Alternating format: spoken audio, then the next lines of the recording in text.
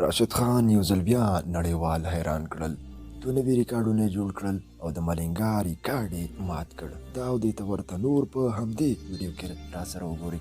خو تر هغې دمخه که زموږ چینل مو نه وي سبسکرایب کړی، هیله ده همدا اوس یې سبسکرایب کړئ.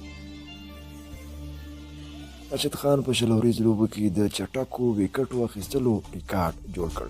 د افغانستان کرکټ لوبډلې نامتو توپ اچوونکي راشد خان د پاکستان په وړاندې د ماتې سربیره شل اوریزو لوبو کې یو بل نړیوال ریکارډ په خپل نوم کړ. 23 کلن راشد خان په شل اوریز نړیوال جام کې د پاکستان لوبډلې په وړاندې لوبه کې 2 ویکټې واخیستې. هغه په 15 اوور کې د محمد حفیظ ویکټې په اخیستلو د چټکو 100 ویکټو ریکارډ خپل کړ.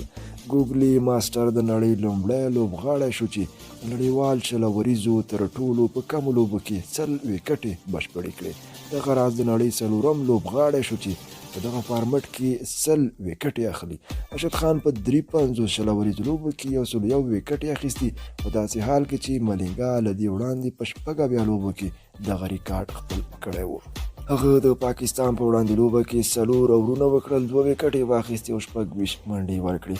د دې ورهاخوا راشد خان په ورځنیو لوبو کې هم تر ټولو مخکښ لوبغاړی ثابت شوی او یوازې په 4 لوبو کې 100 ویکټې اخیستي چې له هر بل توپ اچوونکي وړاندې دی. د پاکستان په وړاندې سیالۍ کې افغان لوبډلې لومړی توپ وهنه وکړه او پاکستان ته د 148 منډو هدف وټاکه. په ځواب کې پاکستان ښه توپ اچونه وکړه چې وروستیو کې لوبه سخته شوه، خو آصف علي د کریم جنت په اور کې 4 شپږیزې ووهلې او بریا یې خپله کړه.